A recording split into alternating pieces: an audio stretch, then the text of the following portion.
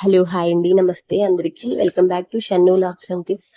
ఈ రోజు వీడియో వచ్చేసి నారదుడు ఒకసారి హిమాలయాలకు తపస్సు అయితే ప్రారంభించాడు. ఏళ్ల తరబడి నారదుడు ఘోర తపస్సు కొనసాగడంతో ఇంద్రుడిని భయం వేసి నారదుడు తపస్సును ఎలాగైనా భంగం చెయ్యాలనే ఆలోచనలతో రంభ, మేనక, ఊర్వశి తదితర అప్సరసలందరినీ పంపాడు. వారు ఎన్ని ప్రయత్నాలు చేసినా నారదుడు తపస్సును భంగపరచలేకపోయారు. కొన్నాళ్లు తపస్సు చేశాక తన తపస్సు సిద్ధి పొందినట్లు అనిపించి తపస్సును విరమించుకున్నాడు నారదుడు. బ్రహ్మ వద్దకు వెళ్ళి తన తపస్సు సిద్ధించాడని చెప్పి అక్కడ నుంచి కైలాసానికైతే వెళ్ళాడు నారదుడు. పార్వతీ పరమేశ్వర్లకు నమస్కరించి నా తపస్సు సిద్ధించింది, ఇక శివమాయ నన్నేమి చెయ్యలేదు అని అన్నాడు.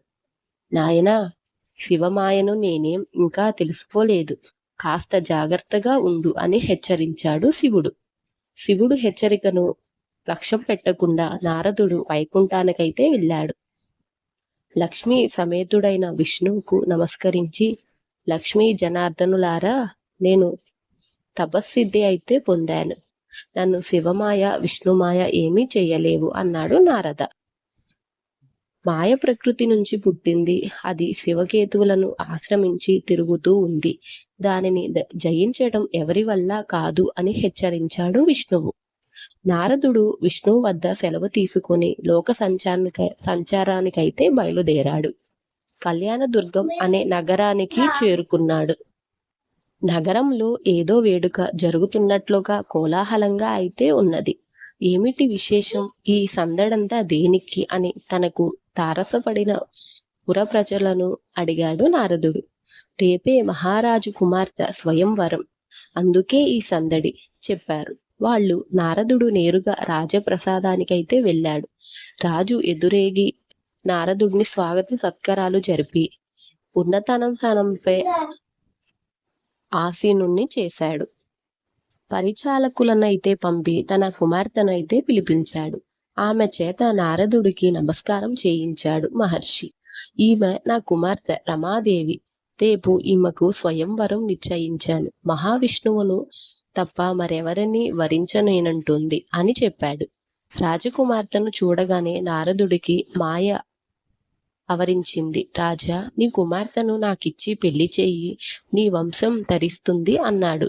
మునీశ్వర, స్వయంవరంలో కన్య అభిష్టమే ప్రధానం కదా, రేపు మీరు కూడా దయచేసి స్వయంవరానికి రండి, మిమ్మల్ని కోరుకుంటుందేమో చూడండి అన్నాడు. తప్పకుండా వస్తాను అని చెప్పి నారదుడు తిన్నగా వైకుంఠానికైతే వెళ్ళాడు. రేపు కళ్యాణదుర్గ నగరంలో రాజకుమార్తె స్వయంవరం జరగనుంది. ఆమె విష్ణువునే పెళ్లాడుతానంటోంది.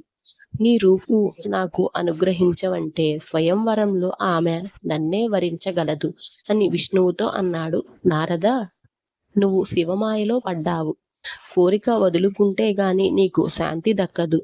అయినా నీ కోరిక మేరకు రేపు నీకు నా రూపాన్నైతే అనుగ్రహిస్తున్నాను అన్నాడు విష్ణువు. నారదుడికి కోపం వచ్చింది. శివమాయ విష్ణుమాయ నన్నేమి చేయలేవు అంటూ విసవిగా వెళ్ళిపోయాడు. మర్నాడు స్వయంవరానికి వెళ్ళాడు. ఎందరో రాజకుమారులు అక్కడికి అప్పటికే వచ్చి ఉన్నారు. రాజకుమార్తె రామలక్ష్మి వరమాలతో అయితే ఒక్కొక్కరిని పరిస్తూ ముందుకు సాగుతోంది. సభ మధ్యలోకి వచ్చేసరికి సమ్మోహనకరంతో వెలిగిపోతున్న మహావిష్ణువు అయితే కనిపించాడు. ఆమె వరమాలను అతడి మెడలోనే వేసింది. మరుక్షణంలోనే రాజకుమార్తెను గరుత్మంతుడిపై ఎక్కించుకొని వైకుంఠానికైతే బయలుదేరాడు. సభాసదులంతా నిశ్చయిపోయారు. రాజకుమార్తె ఏది అని నారదుడు అడుగుతుంటే సభాసదులంతా అతన్ని చూసి బుల్లున నవ్వసాగారు. ఎందుకు నన్ను చూసి నవ్వుతున్నారు, ఉగ్రరూపంతో అడిగారు నారదుడు. నీ శరీరం విష్ణువులాగా ఉన్నా ముఖం మాత్రం కోతిలాగా భల్లూకాలంలాగా ఉంది అన్నారు. ఆగ్రహించిన నారదుడు హుటాహుటున వైకుంఠానికైతే వెళ్ళి విష్ణువుపై నిప్పులు చెరిగాడు.